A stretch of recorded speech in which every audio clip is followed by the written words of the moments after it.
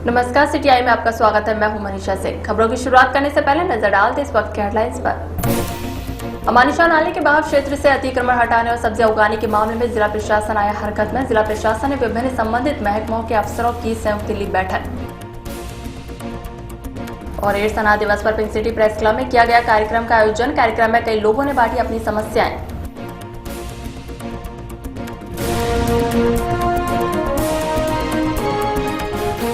और अब खबर विस्तार से। अमानिशा नाले के बाहर क्षेत्र से अतिक्रमण हटाने और सब्जियां उगाने के मामले में जिला प्रशासन हरकत में आ गया है। राजस्थान हाईकोर्ट की फटकार और सख्त निर्देश के बाद इस मामले को लेकर जिला प्रशासन ने विभिन्न संबंधित महकमों के अफसरों की संयुक्त बैठक ली। कलेक्ट्रेट में हुई इस बैठक में जिला कलेक्टर कृष्ण कुणाल ने अमानिशा नाले के बाहर क्षेत्र से अतिक्रमण हटाए जाने की मुहिम का फीडबैक लिया। दरअसल राजस्थान हाईकोर्ट ने इस मामले को लेकर हाल ही में हुई जनसुनवाई के दौरान राज्य सरकार को बाहर क्षेत्र के सभी अतिक्रमणों को 13 मई तक की मियाद में हटाने के निर्देश दिए थे। साथ ही कोर्ट ने घनी आबादी क्षेत्र में भी नाले की चौड़ाई 210 फीट रखने और अतिक्रमण हटाने के बारे में हर 15 दिन में कोर्ट में रिपोर्ट पेश करने के निर्देश दिए हैं। कलेक्टर की अध्यक्षता में हुई इस बैठक में हाईकोर्ट की ब्याज समय से पहले सघन ऑपरेशन छेड़कर शेष रहे अतिक्रमण को हटाने पर सहमति हुई। बैठक के बाद जिला कलेक्टर ने कहा कि नाले के बाहर क्षेत्र में अतिक्रमण और सब्जियां उगाने के मामले को जिला प्रशासन ने बेहद गंभीरता से लिया है। कृष्ण कुणाल के मुताबिक 13 जगहों को चिन्हित किया गया है जहां कार्रवाई को अंजाम देना है। उन्होंने ये भी कहा कि जिला प्रशासन बाहर क्षेत्र पर किसी तरह की चौड़ाई की सीमा को ध्यान में नहीं रखेगा। जिला प्रशासन की ओर से संभवतः 9 मई से 3 दिन तक बड़े स्तर पर अतिक्रमण हटाओ अभियान शुरू किया जाएगा।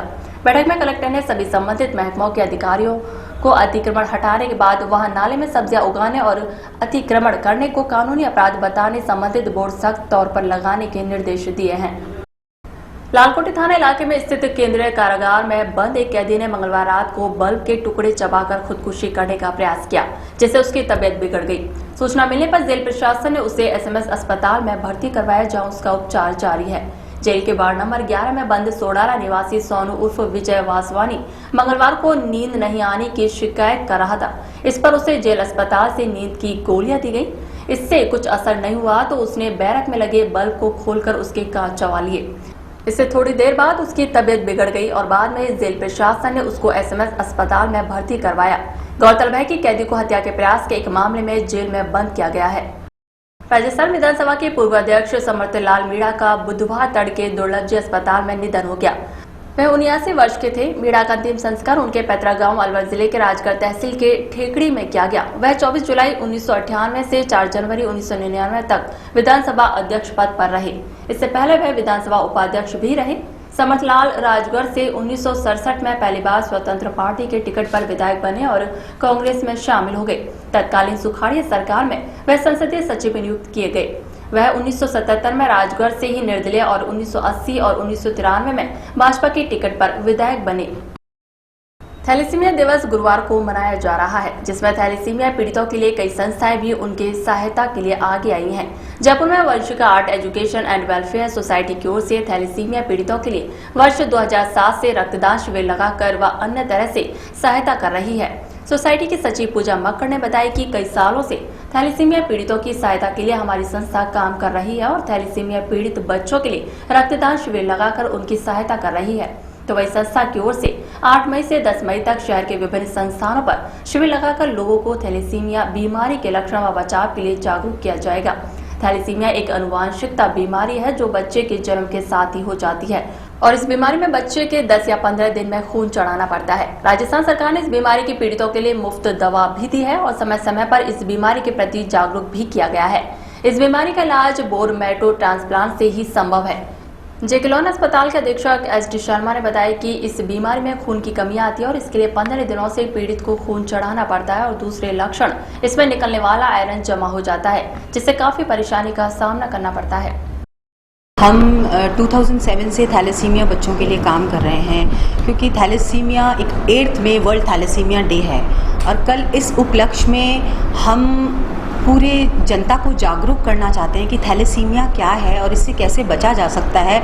हम पूरे जयपुर के जितने भी स्थल हैं like Shaheed Bhagat Singh park, GT, central park, इसमें एक बहुत बड़ी मुहिम छेड़ रहे हैं और हम चाहते हैं कि इस मुहिम में ज़्यादा से ज़्यादा लोग हमारे साथ जुड़ें, क्योंकि ये वंशनागत बीमारी है और इसमें हर 15 से 20 दिन में बच्चे को रक्त की आवश्यकता रहती है। और हमारे जयपुर शहर में करीबन 350 से 500 बच्चे हैं जो थैलेसीमिया मेजर हैं।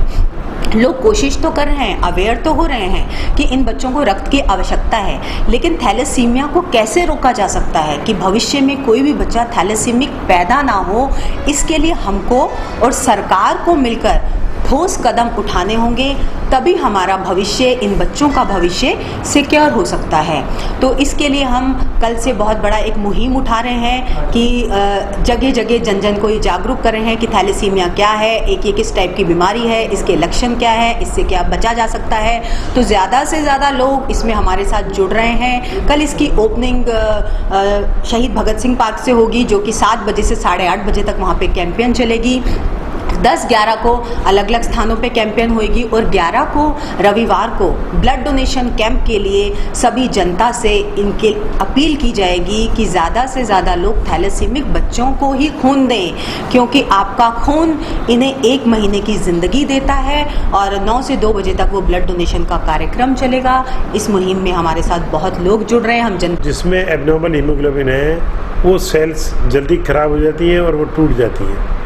तो वो टूट के वो जब ब्लड का पानी बनता रहता है, यानी खून खराब होता रहता है, इसमें जो एक तरह से जेनेटिक बीमारी है थैलेसीमिया होमोजाइगस बीटा थैलेसीमिया, एक आनुवंशिक बीमारी है और माँ और बाप दोनों की तरफ से ये आती है बच्चे में।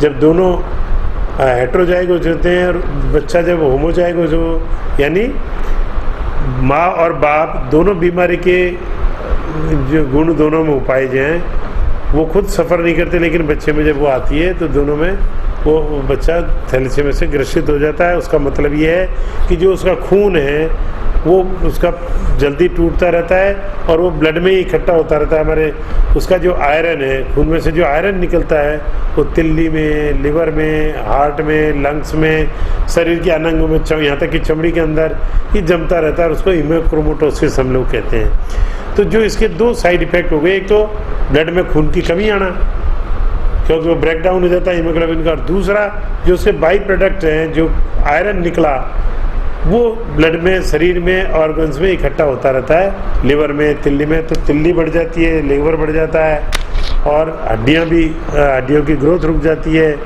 और दूसरी बात ये है कि जब खून जब टूटता है तो शरीर में खून जल्दी जल्दी बनता है।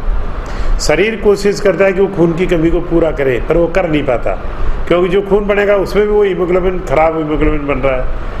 तो इसलिए इन बच्चों की आवश्यकता हो जाती है कि उनको खून के लेवल करीब 10 ग्राम भी मेंटेन करने के लिए, नॉर्मल हीमोग्लोबिन हमारा 14.5 होता है बच्चों का, तो उसको मेंटेन कम से कम 10 पे भी करने के लिए बार बार खून की ज़रूरत पड़ती है, उसको बार बार खून चढ़ाना पड़ता है बाहर से। तो ये सबसे बड़ी मुश्किल है। एड्स अनाथ दिवस पर पिंक सिटी प्रेस क्लब में कार्यक्रम का आयोजन किया गया, जिसमें पॉजिटिव बच्चों व महिलाओं ने भाग लिया। इस कार्यक्रम में कई लोगों ने अपनी समस्याएं भी बांटी। इसमें एक हस्ताक्षर अभियान के द्वारा एड्स पीड़ितों की सहायता के लिए व उनसे कोई भेदभाव नहीं करने की प्रतिज्ञा भी ली। FXB इंडिया सुरक्षा की ओर से आयोजित इस कार्यक्रम में कोऑर्डिनेटर लता सिंह ने बताया कि ये संस्था एड्स पीड़ित परिवारों के अधिकारों के लिए काम करती है और 7 मई को एड्स अनाथ दिवस के रूप में मना रही है।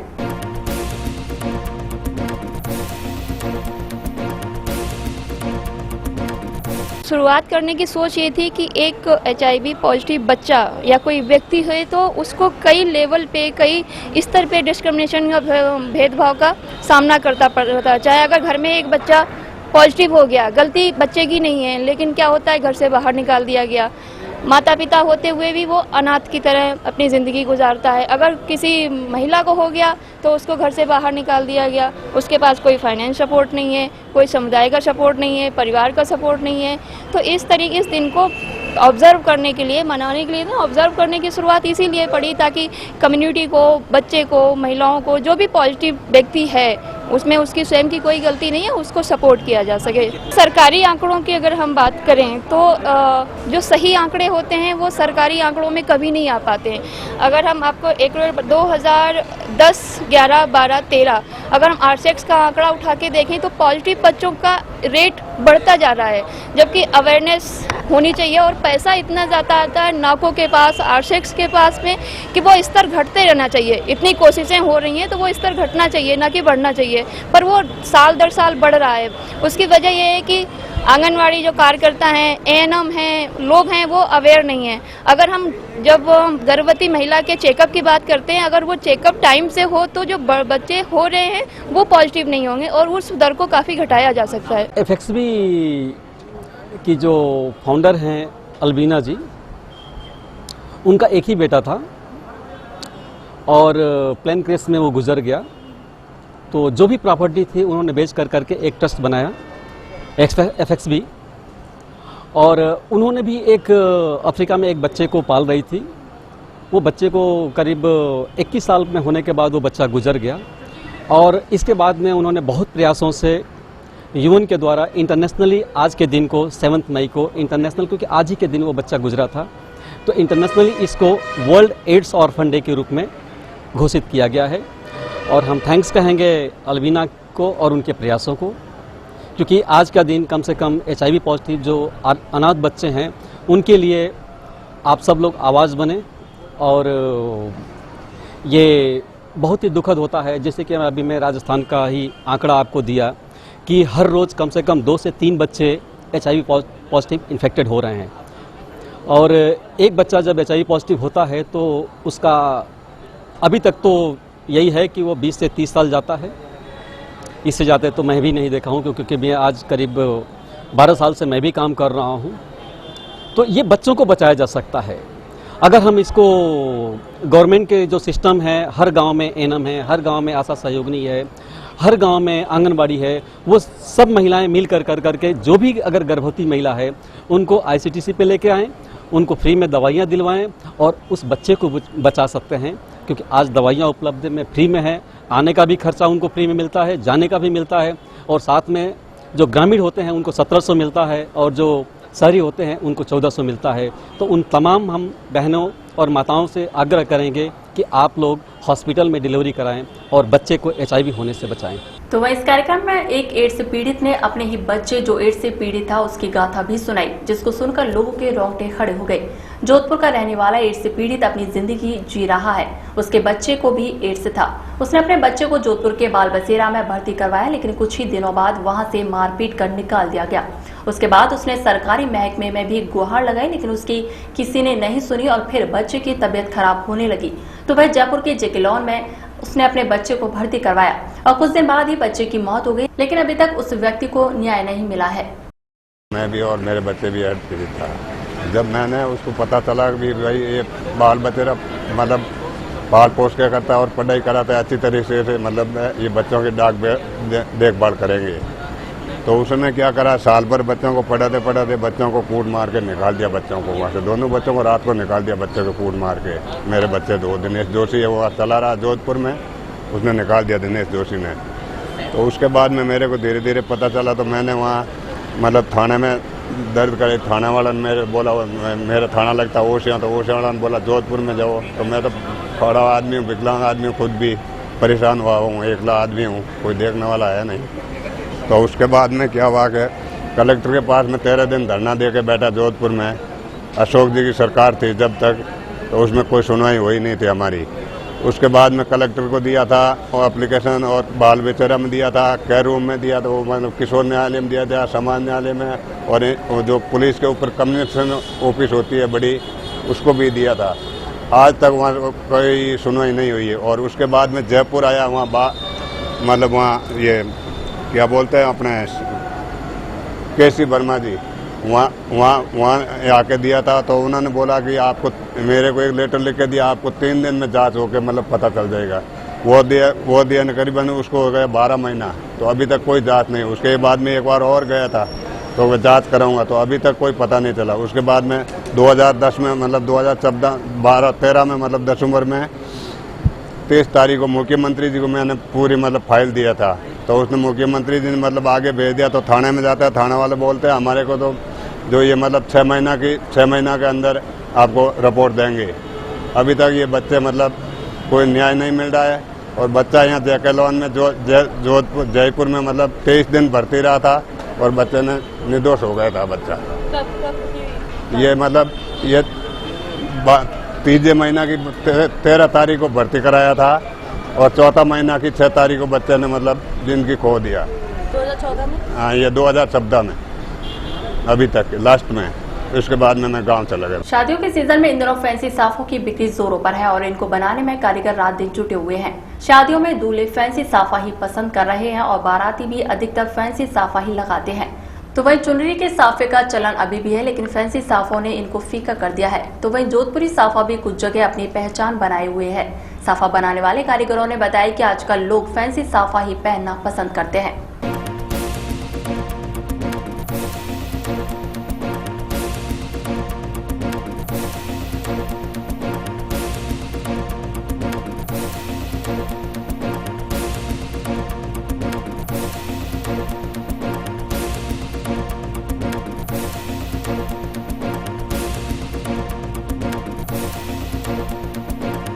तो साफे आजकल फैंसी साफे ज़्यादा चल रहे हैं, इस टाइप के साफे हैं। जैसे हर बारात में आजकल फैंसी साफा ज़्यादा करते हैं। तो ये गर्मी का टाइम है, भी 10 गज का साफा तो कोई पसंद नहीं करता पहनना। पुष्य नक्षत्र पर शहर के गणेश मंदिरों में मंगलवार को श्री गणेश की मनुहार हुई। इस मौके पर मोती डूंगरी, सिद्धि विनायक, नहर के गणेश जी, ध्वजाधीश सहित अन्य मंदिरों में भगवान गणेश का सुबह पंचामृत अभिषेक कर मनोहारी झांकी सजाई गई। मोती डूंगरी में गणेश जी का 251 किलो दूध, 21 किलो दही, शहद, बूरा, केवड़ा जल, गुलाब जल, केवड़ा इत्र व गुलाब इत्र से अभिषेक किया गया। भक्तों ने हरी दुर्वा माला और प्रसादी चढ़ाकर आशीर्वाद लिया। महंत कैलाश शर्मा के सानिध्य में सुबह 8 बजे पुष्य स्नान के बाद भगवान गणेश को शस्त्र नाम से मोदक अर्पित किए गए। प्रातः गणेश जी मंदिर मोती डूंगरी जयकारों से गुंजायमान हो गया। इस मौके पर गणपति जी को विशेष स्वर्ण मुकुट के साथ ही विशेष पोशाक भी धारण करवाई गई।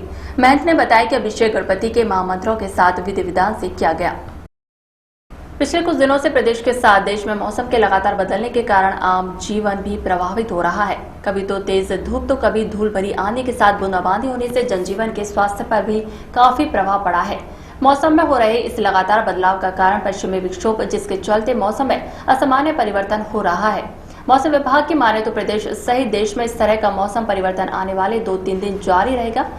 राजस्थान क्रिकेट संघ के चुनावों में ऐतिहासिक सफलता प्राप्त करने के बाद आज राजस्थान क्रिकेट संघ के नए चुने गए ज्यादातर पदाधिकारियों ने सवाई मानसिंह स्टेडियम स्थित आरसीए ऑफिस में अपने पद ग्रहण कर लिए। राजस्थान क्रिकेट संघ के नए सचिव श्री सोमेंद्र तिवारी, कोषाध्यक्ष पवन गोयल, वरिष्ठ उपाध्यक्ष महमूद एम आब्दी ने जहां आरसीए के अति आवश्यक कार्यों की समीक्षा की। कल दोपहर आरसीए एकेडमी पर राजस्थान क्रिकेट संघ के नवनिर्वाचित अध्यक्ष श्री ललित मोदी की अध्यक्षता में वीडियो कॉन्फ्रेंसिंग के जरिए हुई एग्जीक्यूटिव कमेटी मीटिंग में सर्वसम्मति से नागौर जिला क्रिकेट संघ के सचिव श्री राजेंद्र सिंह नांदू को राजस्थान क्रिकेट संघ के एग्जीक्यूटिव सचिव पद की जिम्मेदारी सौंपी गई थी। और आइए अब चलते चलते एक बार फिर से नजर डालते इस वक्त के हेडलाइंस पर। अमानिशा नाले के बहाव क्षेत्र से अतिक्रमण हटाने और सब्जियां उगाने के मामले में जिला प्रशासन आया हरकत में। जिला प्रशासन ने विभिन्न संबंधित महकमों के अफसरों की संयुक्त ली बैठक। और एड्स अनाथ दिवस पर पिंक सिटी प्रेस क्लब में किया गया कार्यक्रम का आयोजन। कार्यक्रम में कई लोगों ने बांटी अपनी समस्याएं।